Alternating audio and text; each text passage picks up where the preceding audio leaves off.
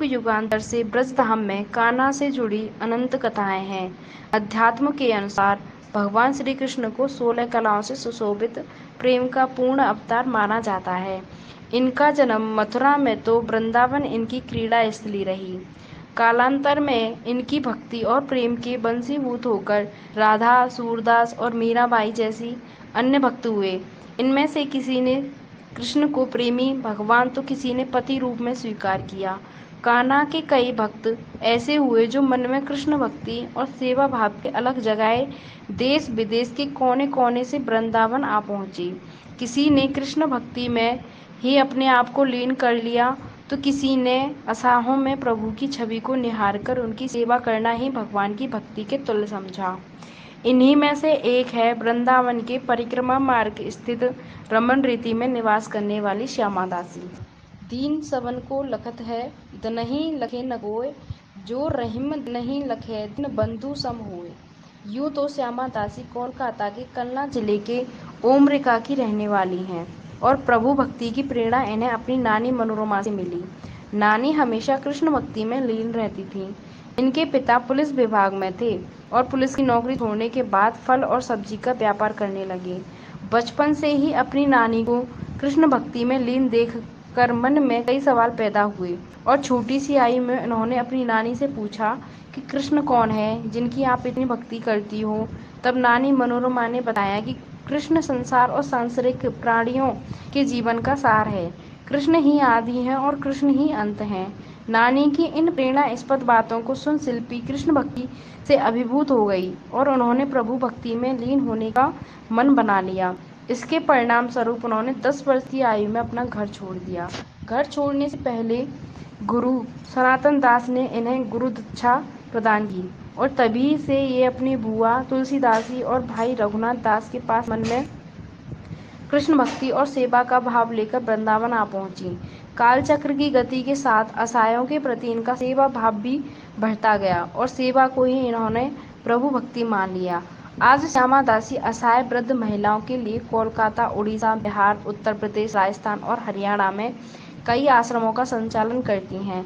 इन आश्रमों में रहने वाली महिलाएं देश के विभिन्न स्थानों से यहाँ निवास करती हैं। वृंदावन परिक्रमा मार्ग स्थित रमन रीति आश्रम में वर्तमान में करीब 80 वृद्ध महिलाएं निवास करती हैं। इनके गुजारे को लेकर श्यामा दासी का कहना है कि हम तो केवल ईश्वर की भक्ति करते हैं और ईश्वर ही इनके खाने पीने का इंतजाम करता है। आज करीब 21 साल से शिल्पी उर्फ श्यामा दासी इन आश्रमों में रहने वाली महिलाओं की जिम्मेदारी सेवा भाव से उठा रही हैं। लेकिन उनका कहना है कि जहां सरकार अनेकों योजनाएं चला रही है, वहीं इन महिलाओं के भरण पोषण के लिए भी सरकार या स्थानीय प्रशासन को आगे आना चाहिए, जिससे कान्हा की नगरी में कोई भूखा ना सोए। मैं वृंदावन में आया भजन करने के लिए और 10 साल की उम्र में मैं आए वृंदावन में। वृंदावन में आए मैं 10 साल की उम्र में और भजन करने के लिए, और मेरे को यहाँ से प्रेरणा मिला जो सबसे पहला मानव सेवा, मतलब जीव सेवा नामे ऋषि वैष्णव सेवन। तो मैंने देखा यहाँ पे बहुत सारा माता लोग है वृंदावन में आए भजन करने के लिए। उनको जब कम उम्र में आते तो हर लोग रहने के जैसी भी व्यवस्था हो जाते, भजन आश्रम जा सकते, किंतु जब बीमार हो जाते तो उनको कोई देखभाल करने नहीं रहते और खाना नहीं बना सकते, भजन आश्रम जा नहीं सकते। तब उनको वृंदावन में जो उन लोग आए भजन करने के लिए, फिर जब उम्र होने के बाद कुछ करने नहीं पाते तब उनको कौन देखभाल करेंगे। बहुत आश्रम है वृंदावन में, बहुत वृद्धा आश्रम है, विधवा आश्रम है।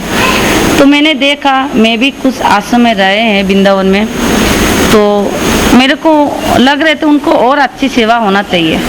तो मैं भी कुछ भी नहीं है मेरे पास, फिर भी मैंने ये सब माताओं को सहायता मिल रही और ये माताओं को कारण इनको मिलजुल कर हम छोटा सा एक कुटिया, मतलब सरकार के पास कोई मदद नहीं मांगा। आए जैसे भजन आश्रम में गया और जो भी मिला उससे वो खाना पीना बनाया, ठाकुर जी को प्रसाद बनाया, भोग लगाया, बस।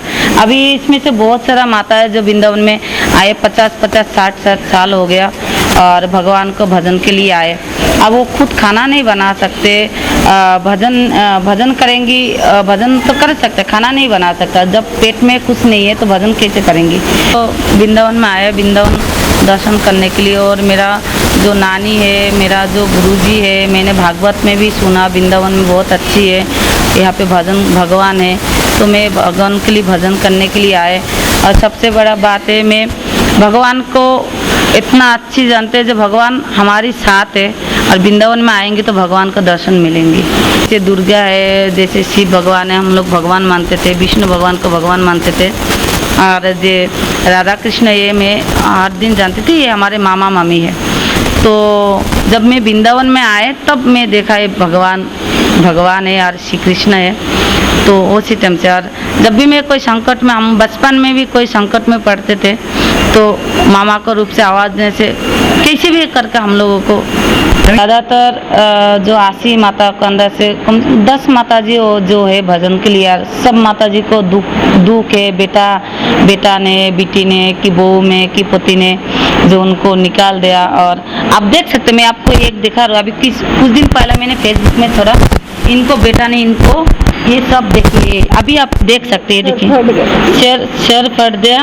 और ये सब जे इनको बेटा ने इनको मार कर घर से निकल गए, कानपुर से माता जी। मेरा बहुत अच्छे थे, जब से बहू आया, एक लड़का 1 महीने आके जब सिखा था कि जब लड़का को करोना हुआ, हमने सबने माना किया, जो मत जाओ, तुम्हारे लड़का मारा पीटा मत जाओ, हमारी मन नहीं माना। फिर मेरा बाबू ने कहा नहीं, हम जबरदस्ती, माँ था भी नहीं, जबरदस्ती रो के, सब माँ ने कहे छोड़ दो इनको, इनके लड़का के लिए रो रहे, इसको जाने तो। फिर हम चले गए, जाके लड़का ठीक हो गई। फिर मेरा बहू हमसे बोलते नहीं थे, घर में उससे कोई बात नहीं करते थे, यहाँ तक खाना भी नहीं बनाते थे, हम खुद बना के खाते थे। फिर मैं माँ से बात किया, माँ हमें ले लो, हम यहाँ नहीं रह सकते। तब माँ ने कहा हम बीमार हो गए, माँ ने कहा तुम आ जाओ, भी इलाज करेंगे, तुम चिंता न करो। वैसे यही निवेदन कर रहा हूँ जो हमारी माताओं के लिए इलाज की व्यवस्था हो जाए, जो उनको इलाज हो जाए, और इनको खाने पीना, सबसे बड़ा हमारी रहने का कोई व्यवस्था हो जाए, कोई ऐसे ज़मीन वगैरह कोई भी ऐसे दे जो हम लोग सब एक साथ में रह सकते। क्योंकि अभी एक आश्रम है, और भी 3 आश्रम अलग अलग जगह में है, जो टूटा फूटा जगह में मैंने माताओं को रखा। ये एक मकान है जिसको मैं 25,000 30,000 का आसपास में इसको किराए जाते हैं, विश्लेषण करने के लिए जाते थे, माधुगिरी करने के लिए जाते थे। अभी थोड़ा सा एक यूट्यूब में जो भी सहायता मिला उसका करना भी चल रहे, किंतु उतना ठीक से नहीं चल रहे जो हम लोग सब कुछ पूर्ति कर सके।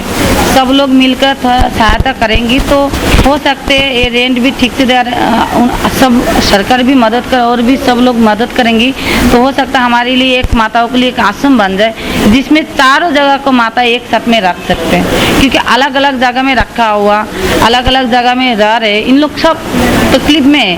क्योंकि यहाँ पे तो फिर भी लाइट है, जो इसी भी, और जो जगह में रखा वो टूटा फूटा जगह में रखा हुआ है, और भी माता लोगों को। तो मैं सबसे निवेदन करता हूँ, आप सब हमारी माताओं को सहायता करिए, जैसे हमारी माताओं के लिए एक आश्रम बन जाए, जैसे भी हो, छोटा सा हो, जैसे भी एक आश्रम बन जाए, किराए से हम माता लोगों को, हम लोगों को मुक्ति दीजिए। और मैं सबसे एक ही प्रार्थना है जो अपना अपना माता पिता को ध्यान रखिए, सेवा करिए, कोई इतना कष्ट मत दीजिए। वृंदावन में कोई भजन करने के लिए आए, ठीक है, वो बात अलग है, किंतु घर से कोई माता पिता को घर से मत निकालिए।